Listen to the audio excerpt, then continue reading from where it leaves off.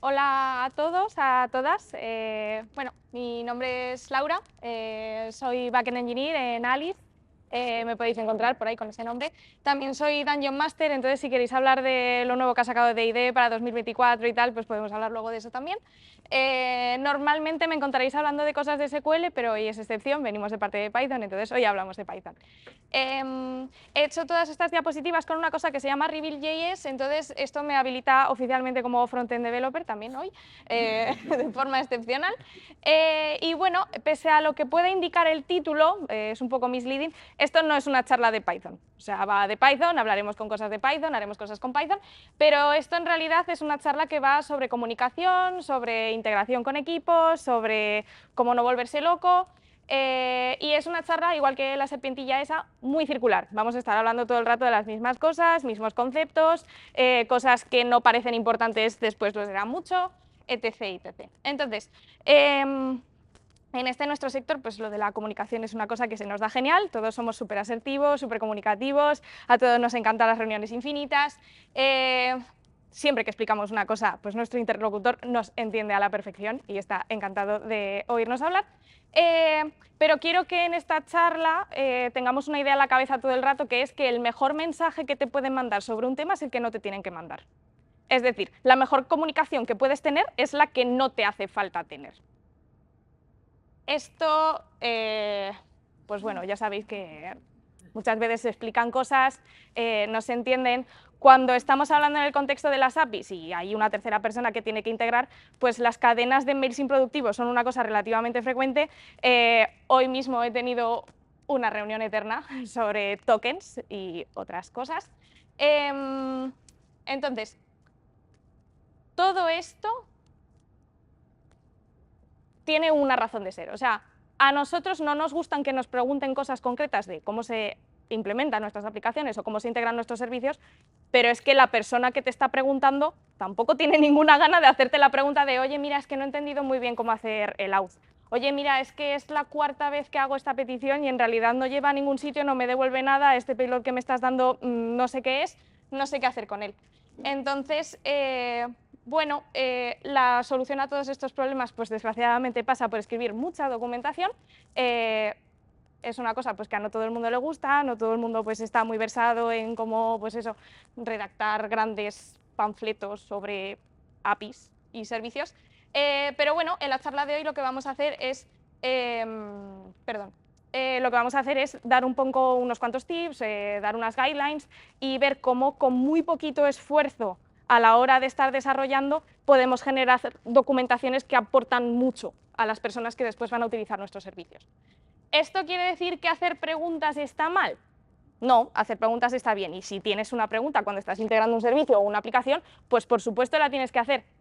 Pero todo esto va un poco en la línea, primero, de reducir la incertidumbre, es decir, que la persona que va a usar tu API o tu programa o lo que sea que estés disponibilizando no tenga que rellenar los huecos en blanco inventándose cosas y presumiblemente haciéndolo mal, y optimizar los recursos en dos aspectos. Tú no quieres que haya una persona que se automatice un script que haga 300 peticiones por segundo a tu scope de test, porque eso es una cosa que no tiene ningún sentido, y sobre todo evitar reuniones larguísimas, mails improductivos, pérdidas de tiempo que podríamos estar dedicando a otra cosa, como por ejemplo hacernos las preguntas verdaderamente importantes como cómo hacemos dinero de una API, que eso no sabe nadie cómo hacerlo.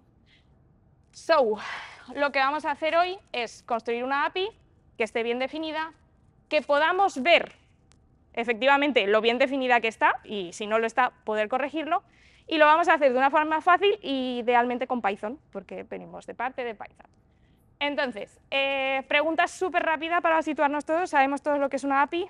No respondéis, no pasa nada. Voy a hacer una presentación muy breve. Una API es una Application Programming Interface, que esto básicamente es una pieza de software que se encarga de conectar dos aplicaciones entre ellas, dos sistemas entre ellas, dos ordenadores entre ellas.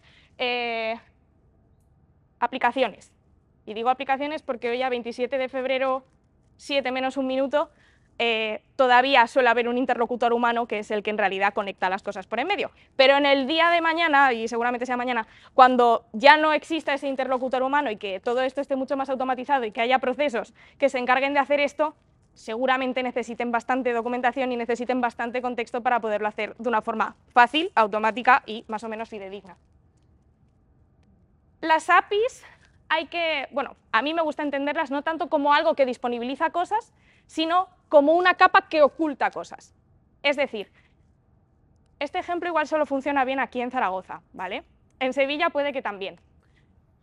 Vosotros habéis estado en las termas, en el Museo del Foro, que vais andando por encima de las ruinas romanas y en realidad vais andando por una pasarela y lo que hay en el suelo son cuadraditos en lo que ves cosas. Pues una API es un poco eso, o sea, a mí como visitante no me aporta nada ver el sillar de piedra B64 que está así partido por la mitad, a mí eso me da un poco igual. Yo he venido a ver espadas, he venido a ver jarrones y he venido a ver al romano ese que se quedó allí. Pues una API es un poco lo mismo, o sea, vamos a ocultar todas las cosas que puedan distraer o complejizar la integración a las personas que las van a utilizar y vamos a mostrar realmente lo que es importante. En la vida real, como lo que tenemos detrás de los servicios, pues no son sillares de piedra, sino que son pues, piezas de software que pueden ser más o menos comprometibles. Esto además tiene una componente de seguridad. No muestres lo que pueda ser potencialmente vulnerable. Expon solamente lo que quieras que utilicen. Y esto además lo vamos a hacer con FastAPI. ¿Alguien conoce FastAPI? FastAPI, vale, sí, más o menos. Bueno, FastAPI es un ya no tan nuevo, pensaba que era bastante más nuevo, pero tiene casi 10 años, framework de Python que se utiliza para hacer aplicaciones web, para hacer APIs web, que tiene varias peculiaridades. La primera es que es asíncrono por defecto. Esto, explicándolo súper rápido, lo que tiene es un web server asíncrono que se llama Ubicore, y tiene preparadas las operaciones de entrada-salida para que sean asíncronas, ¿no? Por ejemplo, como Flask, que es un framework muy parecido, sigue siendo totalmente síncrono para quien lo necesite, quiero decir, FastAPI te da eso. Tiene una cosa muy buena y es que implementa tipado y validación por defecto. No lo hace FastAPI en realidad, lo hace Pydantic. ¿Alguien conoce lo que es Pydantic? Lo del Python tipado, sí, bueno, podemos hablar de esto más adelante. Pero esto es una cosa bastante importante que nos va a ayudar mucho a que se generen documentaciones con mucha información sin nosotros tener que hacer prácticamente nada más que firmar las funciones. Es fácil de usar. Si habéis utilizado algún otro framework del estilo, pues no tanto Django, sino más Flask, que hemos comentado antes, pues frameworks de estos más ligeros, muy patada y ya tengo algo corriendo. Es muy sencillo, se coge enseguida y es fácil, es muy parecido a cosas que ya existen. Y lo mejor de todo es que es industria estándar, utiliza muchos estándares de la industria, en concreto dos que nos interesan para el desarrollo de APIs, como es el estándar OpenAPI, todo el mundo conoce el YAML horrible de OpenAPI, cualquier persona que haya trabajado con APIs, y JSON Schema, que el JSON Schema es lo que nos va a ayudar a que, con muy poquito esfuerzo, con muy poquita información que demos, nos saque auténticas maravillas de documentaciones. Entonces, ¿esto cómo funciona? Esto funciona con magia. No, no funciona con magia. Eso lo he hecho con CSS y queda muy guay. Estoy muy orgullosa. El flujo de trabajo que lleva FastAPI por debajo lo que hace es, un poco lo que decíamos, coger todas las firmas de nuestras clases, de nuestras funciones, toda la información que proporciona Pydantic con ese tipado, con esas validaciones, y las traslada automáticamente al YAML de OpenAPI. O sea, nosotros no tenemos que hacer nada, no tenemos que ir al YAML y cada vez que hacemos alguna cosa actualizar el YAML, ¡ay mierda! El definition of done, me he olvidado de hacer esto, nada de eso. Esto va automático, va automágico, es una maravilla. Entonces, los ejemplos que he puesto un poco, o sea, vamos a montar una API, vamos a ver una pequeña demo, son una aplicación, pues es una biblioteca de consultar libros, guardar libros, no tiene más, para no centrarnos mucho en problemas muy sesudos, esto es muy sencillito, entonces seguimos con esto, ¿vale? Entonces, pasos básicos, vamos a levantar una aplicación de FastAPI. Con esta estructura de proyecto, muy sencillita, tenemos una carpeta con un main.py, que ahí es donde vamos a levantar nuestro FastAPI. Pero Laura, es que ninguna API se parece a esto y ninguna API tiene un solo fichero en el proyecto. Bueno, ya, pero esto es una micro herramienta que veremos más adelante y esto será, o sea, vamos a mantenerlo simple por ahora y luego ya veremos por qué. Tengo aquí un par de ficheros, esto me da un poco igual. Pero esto es nuestra aplicación de FastAPI, o sea, ya con esto montamos una API. Importamos FastAPI, instanciamos nuestro FastAPI y creamos una ruta. con ese decorador, ese app.get con el nombre de la ruta, ya directamente la función de abajo va a ser la que reciba las peticiones a la ruta que hemos especificado con el verbo que hemos especificado. So, a ver si esto va. Vale, Fast API. ¿Quién ha visto alguna API que se parezca a esto por ahí, con más cosas? ¿Quién ha hecho alguna vez una API que se parezca a esto con esta información? O sea, yo sí soy un integrador y me vengo aquí. Yo no sé qué me da, no sé qué le tengo que dar, esto no sé lo que es. No dudo de que sea real o fidedigno, porque la mayoría de las APIs tienen esta pinta, pero si fuese una página web, pues ya pensaría que me van a robar los datos de la tarjeta de crédito. Hay muchas cosas que mejorar aquí, ¿no? Y entonces, una vez que estás aquí, dices, vale, ¿por dónde empiezo? Bueno, pues lo mejor muchas veces es copiar lo que ya hay. Y uno de los sitios donde tienen más trabajado todo esto de la documentación de APIs, de qué tiene que tener, de qué tiene que explicar, de qué tal, es Zalando. Y Zalando tiene una API y la API de su API. O sea, todo este documento de aquí, toda esta paginita web, en realidad es una especificación que explica cómo tienes que hacer los cambios en tu API para que sean importantes, cómo tienes que estar documentado, qué cosas tiene que tener, qué tipos tienes que usar, qué información tienes que dar dependiendo del tipo que estés usando. Tiene muchísima información. Bueno, esto ya veis que es una cosa larguísima, y esto es una de las APIs que tiene Zalando, en este caso para plantar pedidos. Es exactamente igual de fea que la que teníamos antes, con ese UI de Swagger que viene al principio, pero ya vais a ver que esto tiene bastante pinta, es un poco diferente. Tienes valores por defecto, tienes marcados qué campos son requeridos, estos parámetros si pertenecen a una query, si se meten por URL, cabeceras, tienes un montón de información, tienes descripción de todos los campos, hay por ahí expresiones regulares que te dice, pues mira, es que justo aquí en este campo tienes que poner algo que machee con esto. Hay muchísima información, yo me daría una leidita, no a todo esto, porque es mucho, pero si hay que usar algo de estrella polar, yo desde luego utilizaría esto en cualquier caso. Entonces, para no perdernos, de momento lo que tenemos en nuestra API es un getBooks. Esto, si acaso, nos dará libros en algún momento. Bueno, no lo he mostrado, pero esto se puede probar. Swagger tiene esto, y es que nos da cosas, ¿vale? Está guay porque lo puedes probar en el momento. O sea, a mí, de los renders de la especificación, yo creo que es el que más me gusta. Vale, entonces, una API tiene que contener información por escrito, esto es importante, tiene que estar por escrito, no tiene que estar aquí, tiene que estar por escrito. Con una descripción general de lo que es la API. ¿Esto qué es? Pues que cuando una persona llega a integrar tu API, se haga la pregunta de, ¿qué es lo que necesito hacer para haber acabado aquí? Y que cuando haya terminado de leer tu documentación diga, vale, ok, a eso vine. ¿Qué necesitas para usarla? Y en esto no me refiero tanto a tokens o autenticación, me refiero a si, por ejemplo, para usar tu API, usar tu servicio, necesitas registrarte en algún lado antes, o tienes que dar de alta una suscripción de Stripe, o tienes que mandarle un correo a alguien, que a veces es necesario, ¿no? O sea, muchas veces son APIs abiertas, pero en realidad no son tan abiertas, hay que dar constancia en algún sitio. El Usage Journey que comento aquí no es otra cosa sino qué flujo tiene que seguir un usuario para poder obtener información de la API cuando la prueba. Un ejemplo muy claro, por ejemplo, sería Spotify tiene en su API tiene endpoints para poder crear playlists. Tú no puedes recuperar objetos, o sea, tú no puedes recuperar canciones de una playlist si no has creado antes una playlist, porque además va vinculado al usuario. Entonces, es importante que pongamos estas cosas por escrito para evitar que la gente llega y se sienta perdida, no entiende cómo va, correo, Slack, no sé, no, ponlo por escrito. Un lenguaje ubicuo que permita a los integradores saber a qué te estás refiriendo con user, a qué te estás refiriendo con token, a qué te estás refiriendo con autorización. Es importante, porque lo que para mí es un usuario, para ti igual es otra cosa, igual es un cliente. Y de esto vamos a hablar. Una vez que ya tenemos nuestras... Esto también es CSS. Una vez que ya tenemos nuestra API súper básica, hay muchas cosas que podemos hacer para introducir toda esa información que hablábamos antes, ¿no? Entonces, sobre esta misma estructura, pero es muy básica, ya, luego lo cambiamos. Y sobre esta instancia súper sencilla que teníamos para levantar FastAPI, vamos a pasar a algo que se parece más a esto, donde ya podemos dar un título a la API que nos va a sustituir pues, ese FastAPI que salía ahí arriba.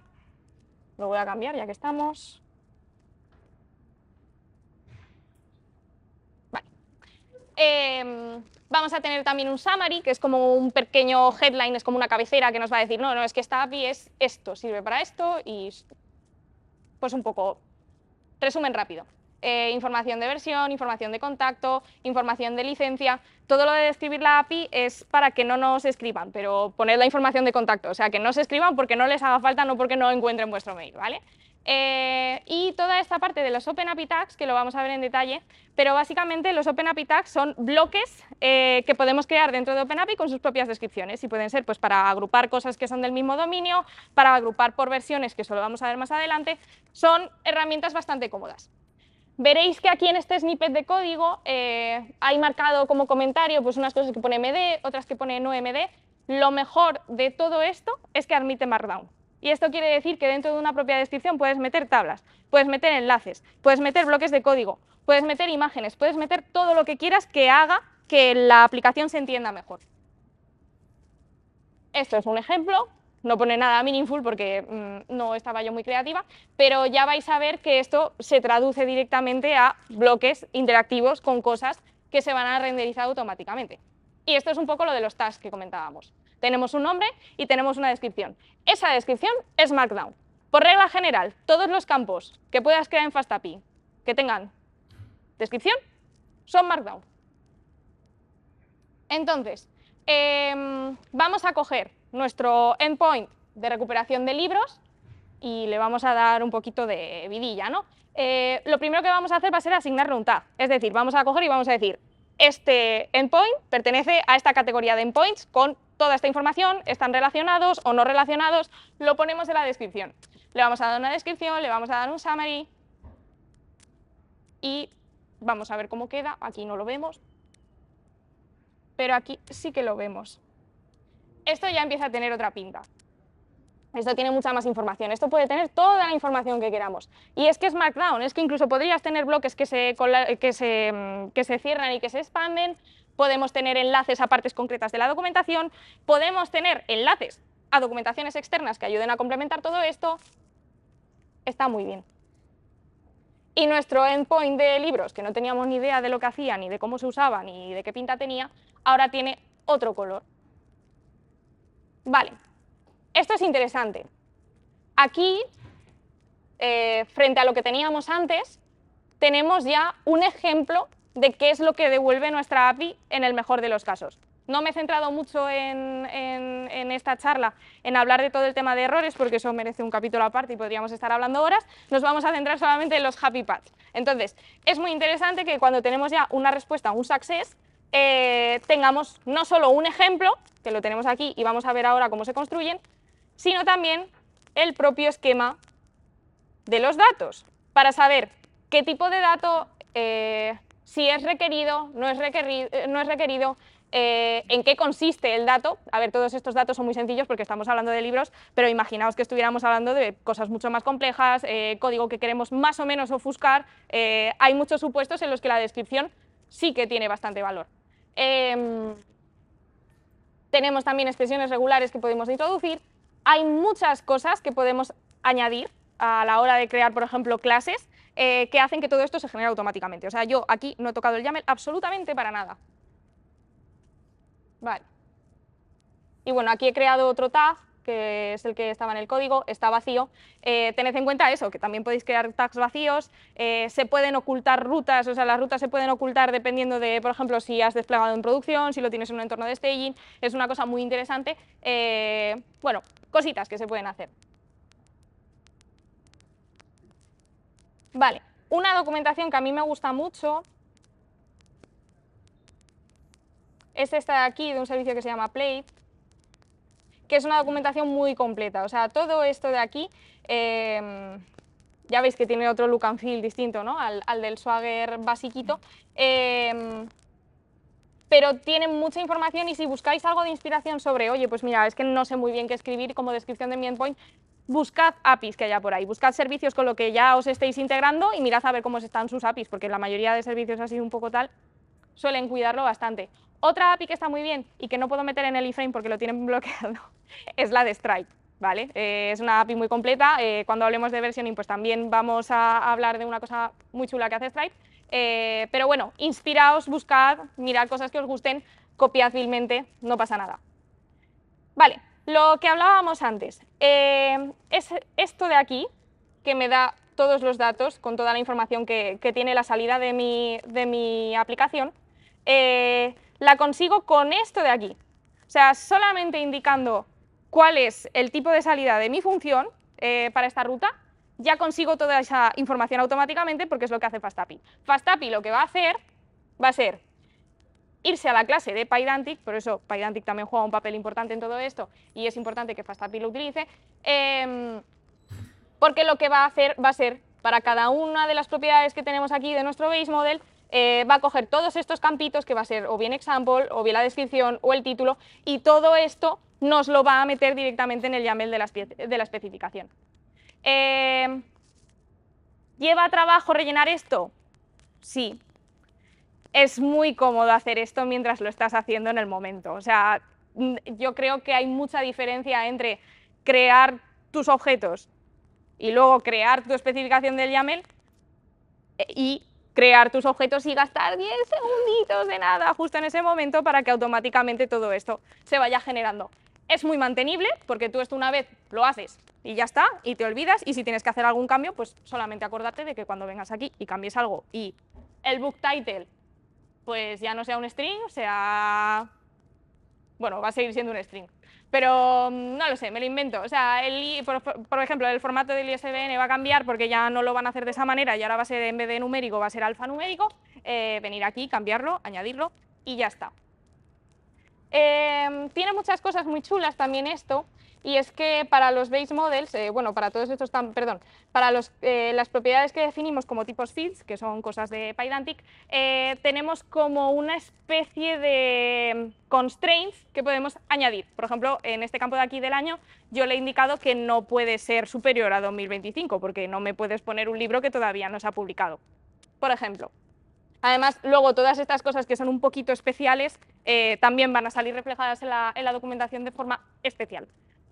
Aquí lo mismo, aquí yo, por ejemplo, puedo meter un enum y directamente en la documentación lo que me va a sacar va a ser todos los valores posibles que puede tener, porque ya directamente se va al enum y dice, ah, vale, pues has definido todo esto, ok, pues me lo traigo y te lo pinto. Y todo esto lo hace con el JSON Schema.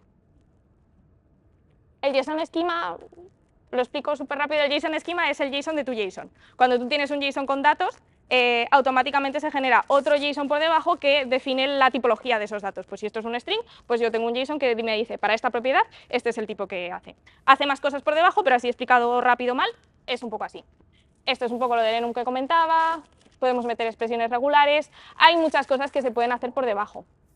FastAPI, además de levantarnos un Swagger, también nos levanta una cosa que se llama Redoc. Redoc es otra plataforma que también interpreta ese OpenAPI YAML y lo pinta de forma diferente. Hay un montón de plataformas que se encargan de coger ese OpenAPI YAML y pintarlo. Cada una nos da cosas diferentes y pinta las cosas un poco de forma diferente. Esto ya va un poco a gustos. Sí que es verdad que el Redoc es bastante más mono y más apañado y más bonito y más moderno, pero una cosa muy buena que tiene Swagger, que es lo que hemos dicho antes, es que tú puedes probar esto en vivo y en directo. Y no tienes ni que irte a Postman, bueno, tienes aquí el curso por si lo quieres hacer, pero es mucho más interesante poderlo probar aquí y tenerlo todo unificado. A mí me lo parece, pero va a gustos. Vale, gracias Pydantic. Ok, poner nombres a las cosas es muy complicado. Y poner nombres a las rutas es muy complicado. Cuando yo quiero hacer operaciones con usuarios, es con users, o users con U mayúscula. Esto ya os digo que no. Mejor siempre todas las rutas con minúscula, ¿de acuerdo? No es necesario que vuestras rutas acaben en una contrabarra, de hecho, en algunos casos os puede dar hasta problemas. Keep it simple. Vale, si yo quiero recuperar usuarios, está claro que el verbo que tengo que escoger es get users. Pero si ya quiero recuperar usuarios y en vez de darle un usuario, o sea, recuperar un usuario concreto, quiero recuperar una lista de usuarios concretos, a lo mejor me conviene más usar otros verbos, usar un post, con un body, etc, etc. Esto es muy complicado. El nombre de las cosas es importante. Yo tengo recursos detrás de mi ruta users que van a ser user. Lo llamo user o lo llamo client, o customer, o external user. Aquí es importante saber que siempre que vayamos a poner algo en una ruta, tiene que ir separado por guiones mejor que con barras bajas. No se rompe nada, pero es buena práctica porque además es más legible. Puedo tener persons. Si tengo persons, tengo people o son persons. Esto es un follón. Por regla general, vamos a tener siempre, nuestros recursos van a ser identificables por sustantivos en plural, de forma general. A esto lo vamos a llamar recursos de colección o recursos coleccionables, y esto quiere decir que si yo quiero recuperar palomas, yo tengo palomas, yo quiero guardar palomas, quiero borrar palomas, quiero modificar palomas. Y si yo lo que quiero es operar sobre una paloma concreta, yo voy a tener operaciones sobre las palomas con un identificador ubicuo que me identifique en concreto la paloma sobre la que estoy haciendo cosas. A esto lo llamamos recursos de tipo singleton. También sobre esos recursos singleton volvemos a tener recursos coleccionables y vuelvo a tener pues esa estructura de siempre sustantivos en plural. Estas diapositivas las voy a pasar rápido. Ay, pues mira, ni siquiera salen. Pues tan rápido que las voy a pasar. Veréis en algunas APIs que, por ejemplo, se utiliza, pues vuelvo al ejemplo, ¿no? de las playlists, puedo tener un post playlists add. Eso lo hemos visto en algún sitio, seguramente, rutas que tienen verbos al final de la ruta para indicar cuál es la acción que estás haciendo. Si tu API tiene que ser estrictamente REST y tiene que ser full compliant con REST y es un tema filosófico y si no al CTO le va a dar un derrame, pues entonces jamás utilizaremos verbos en las rutas, siempre sustantivos, esta estructura que hablábamos. Si da un poco igual, en realidad lo que tenéis que conseguir es que vuestra API sea consistente. Todo esto que os he contado da igual, usad una fórmula que os funcione, una fórmula que entendáis. Todo esto son buenas prácticas, si lo hacéis así es mejor, pero tiene que ser consistente. O sea, si siempre usáis sustantivos, siempre sustantivos. Si todo es en plural, todo es en plural. Tendrás casos, por ejemplo, que tendrás cosas en plural, menos cuando vayas, por ejemplo, tengo un get books para recuperar libros, tengo un get book para recuperar un solo libro con un identificador. Consistencia. Vale, la pregunta del millón. ¿Qué diferencia hay entre un put y un patch? Pues no me lo preguntéis a mí, miradlo en la documentación de Mozilla, dejaos de W3, de POST, no le preguntéis a ChatGPT. Hice la documentación de Mozilla para cualquier cosa que tengáis sobre rutas, sobre verbos, sobre cosas web, es de los mejores recursos que podéis consultar. Es muy completo, está traducido a un montón de idiomas, aragonés incluido en algunos casos. Entonces, tenedlo como recurso de cabecera cada vez que se os presente una duda un poco de este tipo. Vale. Entonces, lo que vamos a hacer con toda esta información, un montón rollo que os he contado, va a ser hacer un endpoint que me recupere un libro individual. Yo voy a optar por la opción de decir, vale, pues yo tengo mi recurso libros y de mis libros recupero uno utilizando el identificador BookID.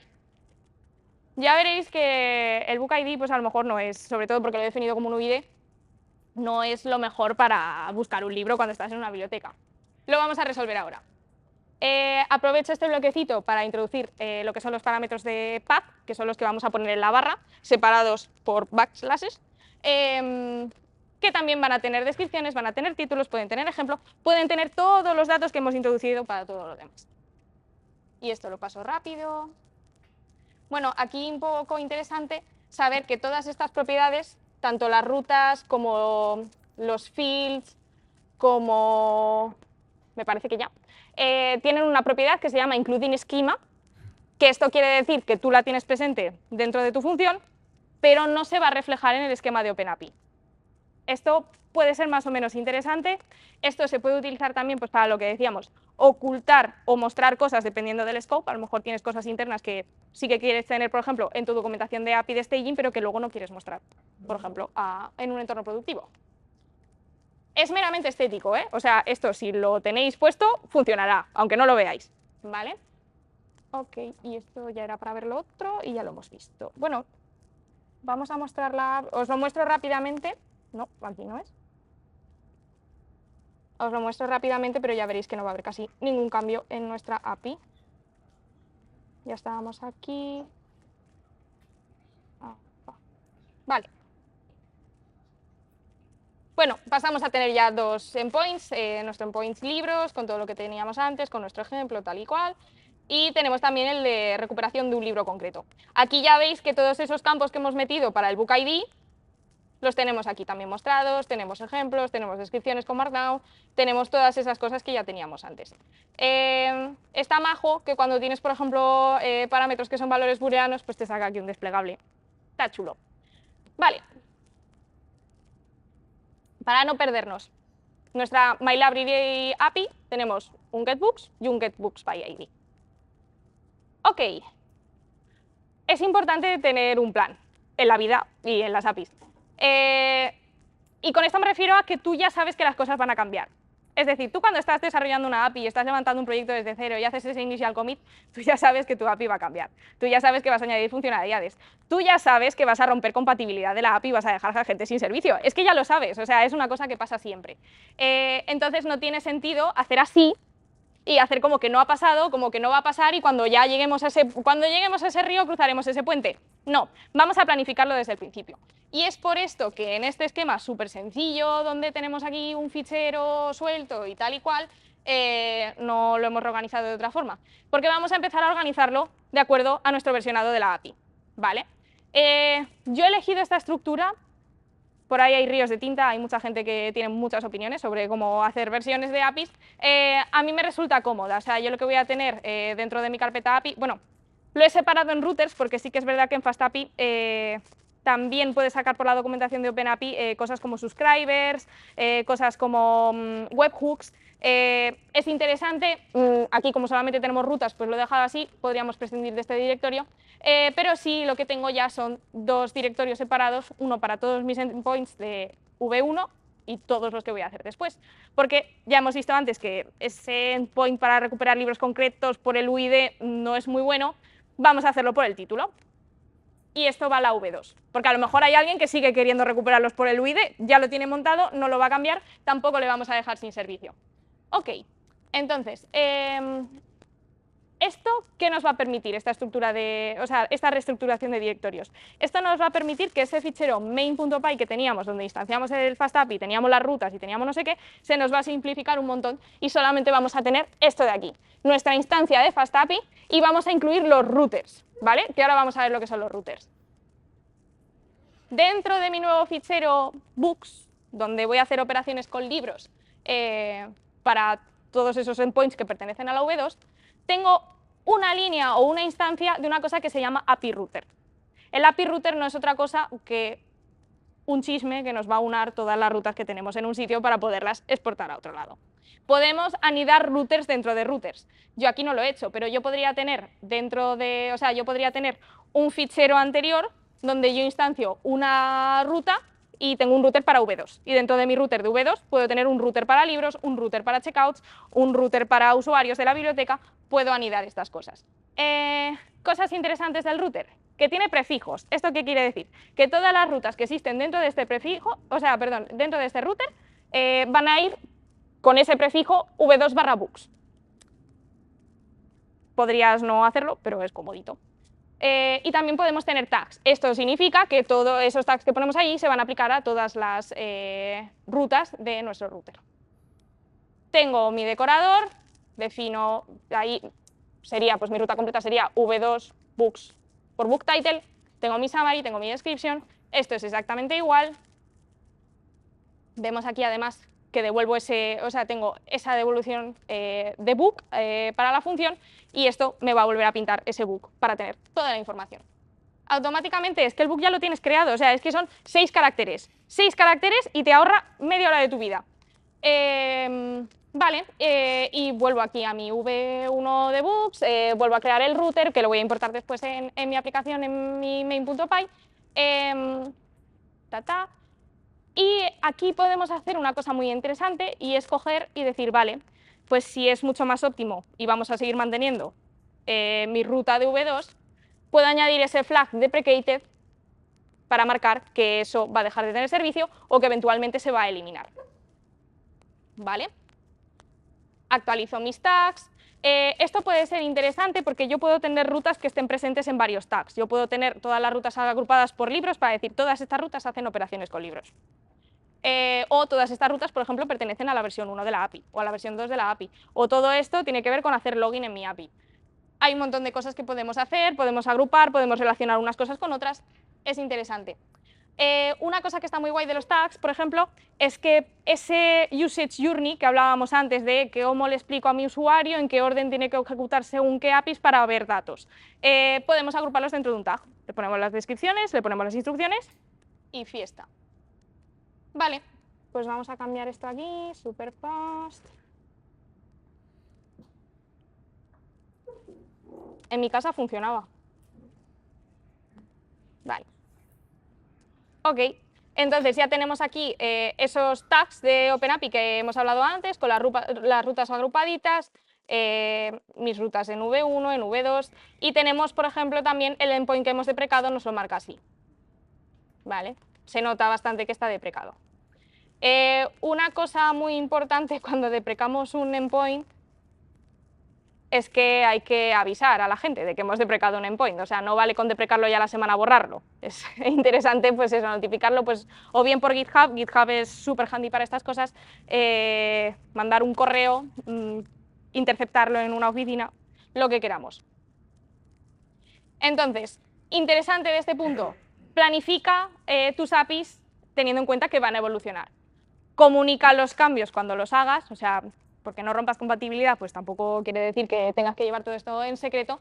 Muchas veces incluso comunicar estos cambios es sacar una nueva release y redireccionar esta documentación, o sea, es como, mírate los cambios.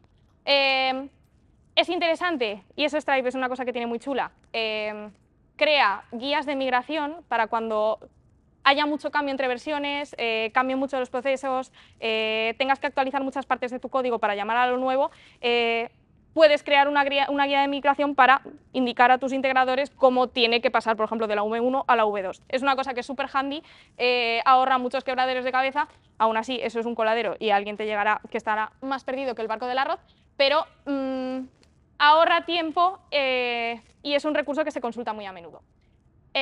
Y sobre todo eso último que hablábamos, vamos a dar a nuestros integradores, siempre que hagamos algún cambio importante, algo de tiempo para que se puedan actualizar, para que se puedan enterar, etc, etc.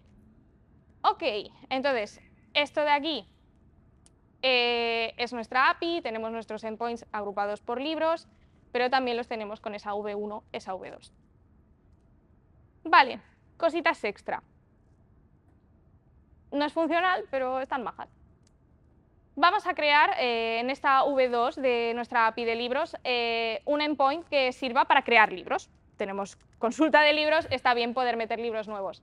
Entonces, dentro de mi endpoint, además de que ahí en el en la propiedad libro yo ya he indicado el tipo que espera, que es ese book, entonces eso también me lo va a pintar automáticamente, eso lo vamos a ver ahora cuando veamos la API, pero es que está muy bien saber qué es lo que tienes que mandar y qué pinta tiene y qué tipos usa, y es que es poner esto, es que no tiene más, es que ese book ya lo tienes creado tú luego para gestionarlo después, de verdad, es súper cómodo.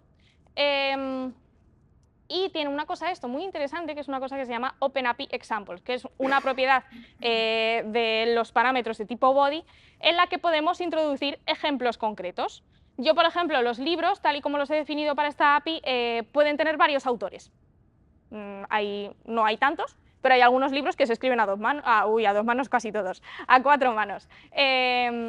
Entonces, para casos complejos, para parámetros variables, para cuerpos de petición que son muy extensos, muy farragosos, muy anidados, esto viene muy bien, porque luego el integrador lo que puede hacer es coger, copiar, pegar, sustituir lo que necesite y ya está, a funcionar.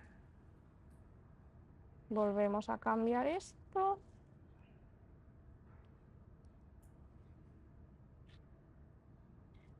Y yo voy a tener aquí mi post. Tengo aquí el cuerpo de la petición, tengo un ejemplo para un solo autor, tengo un ejemplo para dos autores. y sigo teniendo este esquema, que es lo que comentaba antes, es que es muy cómodo, es que en 6 caracteres te ha pintado todo esto con todas estas cosas y no lo tienes que hacer. Y se actualiza solo, si después tú actualizas el libro porque le quieres meter una propiedad que se llame portada y subir una imagen, te lo va a poner aquí. Espero que estéis muy convencidos con esto porque lo he repetido muchas veces. Vale, y otra cosa chula que se puede hacer, que en realidad yo creo que esto es lo que menos aporta, pero está guay. Nosotros podemos editar la forma en la que FastAPI genera nuestra documentación de OpenAPI, tanto para Swagger como para Redoc, que son las que lanza automáticamente. En este caso, yo lo que he hecho ha sido cambiar la hoja de estilos que utiliza Swagger, porque el Swagger este básico es un horror, es feísimo. Entonces, pues bueno, le hemos puesto otra cosa. El cielo es el límite, podéis hacer lo que queráis, pero también es interesante que se puede editar el fichero de JavaScript que utiliza por debajo Swagger UI, se puede editar y se le pueden meter más cosas, se pueden poner llamadas adicionales, podéis poner algún tipo de telemetría por si queréis saber cositas, está guay, se puede editar y es más o menos fácil. Entonces, ¿cómo funciona todo esto de la documentación? Es una cosa que no he explicado. Pero esta documentación de aquí se genera de tal manera que FastAPI detecta cambios, chequea su especificación OpenAPI YAML, ese YAML famoso horrible, y lo regenera. Si hay cambios, lo regenera en base a ese JSON Schema que hemos hablado antes. Con ese JSON Schema lanza el Swagger UI y coge ficheros del CDN de Swagger con la hoja de estilos y con el fichero de JavaScript.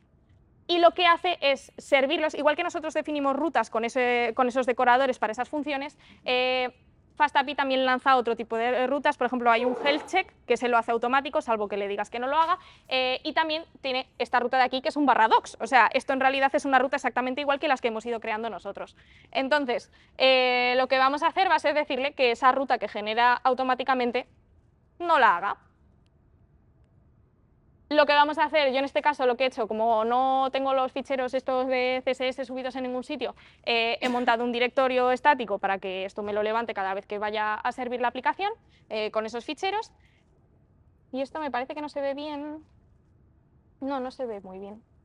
Pero bueno, aquí hay una función que se llama getSwaggerUI.html, que es una función que tiene FastAPI, que lo que hace es toda esa parte que hemos hablado de cojo el JSON Schema de todo, lo paso al YAML, levanto el Swagger, hago todas estas cosas y hay alguno de los parámetros que puedo sustituir que es diciéndole, no, mira, es que el CSS lo vas a coger de aquí, no, mira, es que el fichero de JavaScript lo vas a coger de aquí.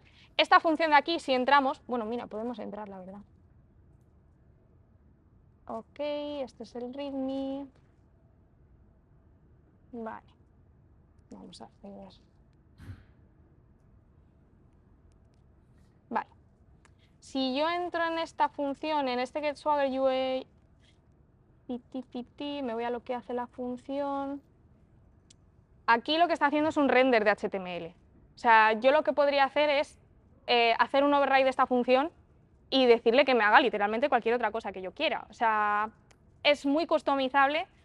A nada que te metas un poco en las tripas, puedes hacer muchas cosas, puedes cambiar muchas cosas, puedes añadir un montón de cosas, pero ya veis que es que esto es lo más sencillo del mundo. Incluso yo aquí, eso es para el logout, a ver si lo encuentro.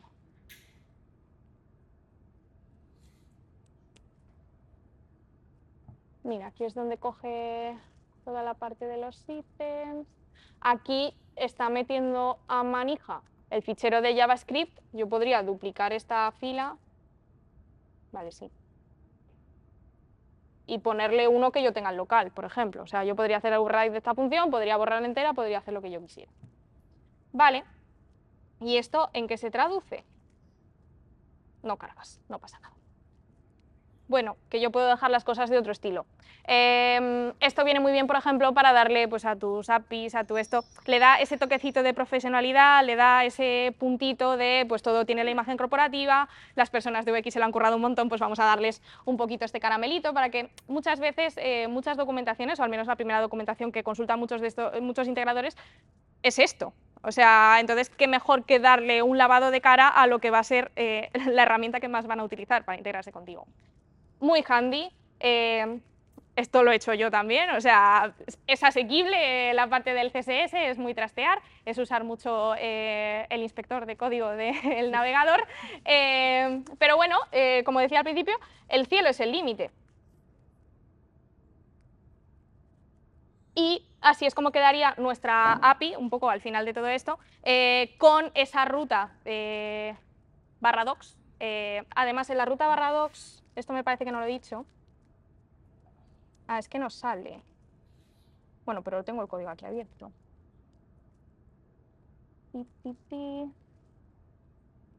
Hay un parámetro aquí. ¿Os acordáis de ese include en esquema que hablábamos antes que me permite ocultar propiedades dentro de una ruta? O sea, perdón, dentro del cuerpo de una petición, pues también lo puedo usar para ocultar pues, rutas concretas, como por ejemplo este /docs. Esto no me va a salir, porque claro, si no pones esto, pues te va a salir todo el Swagger y además te va a salir dentro del Swagger tu /docs, que es el mismo que estás consultando. Es un poco raro. Se puede dejar igual, no pasa nada, pero eso que nos llevamos. Vale, ¿por qué debería importarme esto? A ver, ¿tu servicio puede funcionar a las mil maravillas y ser estupendo y súper rápido y súper guay y súper todo sin hacer todo esto? Sí. De hecho, hay muchas APIs que son así y que tienen esta pinta. Pero yo quiero hablar un poco de dos ejemplos que he tenido justo en el día de hoy. El caso malo, que es que un compañero me ha dicho, oye, mira, tengo este problema, no era con un Swagger, era con un Postman. No me va, me da un 500, no sé qué. Me pongo con él, revisamos. Digo, oye, Fran, ¿pero tú te has leído la documentación de esto? No. Digo, vale, pues coge y léetela, ¿vale? Hazlo por mí, o sea, no por ti, hazlo por mí porque la he escrito. Y sobre todo porque voy a dar esta charla esta tarde. Y otro caso, mucho más chulo, que ha sido otro equipo que nos ha felicitado porque han tenido muy poquitos problemas con una integración que han hecho, con una API nueva que hemos hecho, en tiempo récord, con mucha presión, y pues el siguiente equipo que tiene que integrar todo esto pues está utilizando ya la documentación, hemos recibido mucho feedback para añadir cosas, para añadir tips, para añadir más información sobre errores, y es una cosa, pues bueno, que está bien que te digan, oye, pues esto que has hecho, estos 5 minutos de más de tu vida que has dedicado en poner esto bonito, nos ha servido de mucho. Y si esto no es muy data-driven, las anécdotas, pues siempre podéis usar instrumentalización para saber si efectivamente esto se está usando, si están haciendo peticiones desde Swagger, etc, etc. Uy, eso no debería salir. Pero bien. Vale, pues os he dejado aquí un par de recursos, una charla muy chula en la que estuve hace 2 años en la FOSDEM con introducción a OpenAPI, donde habla de todo el estándar de OpenAPI, de cómo funcionan los YAMLs, de qué cosas interaccionan con qué otras. Es muy interesante, si os interesa este tema, pues la verdad es que la charla está muy bien, es muy completa. Otra charla de la misma chica, de Lorna Jane, Beyond the README, habla un poco también de estos temas, de por qué es importante dedicar tiempo a las documentaciones. Esto más enfocado a proyectos open source, pero bueno, es interesante igualmente. Y hay un blog post muy chulo de Stripe sobre versionado de APIs, le podéis echar un vistazo, no sé dónde está. Vale, buenos posts. Y bueno, gracias Python Zaragoza por dejarme hablar. Y preguntas. Genial, la charla. Sí. Yo quería preguntarte si has probado Django Ninja y qué te parece en comparación con FreeSAPI. Yo es que Django Jinja lo he usado para otra cosa, lo que no está intended para usar. Nosotros lo utilizábamos para generar remesas bancarias de XML. Entonces, a mí me gusta todo el tema de templating, me parece muy chulo, cómo lo genera por debajo. Además, la idea es exactamente la misma que esta. Es un poco aplicado a eso, o sea, Django creo que es un framework muy diferente a FastAPI, muy diferente a Flask, entonces como herramienta para hacer exactamente este tipo de cosas, a mí me gusta bastante cuando trabajo con Django.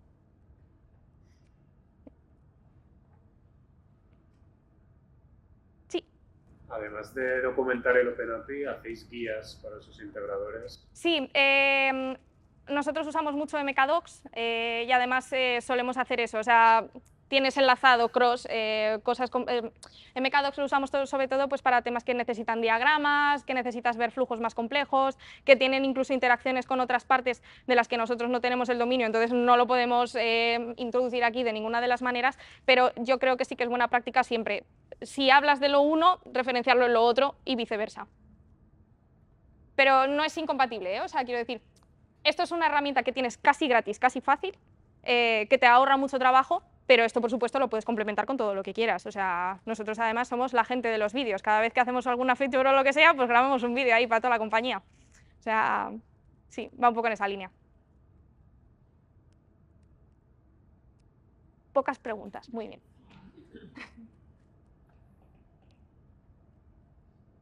¿Sí? Pues muchas gracias por venir.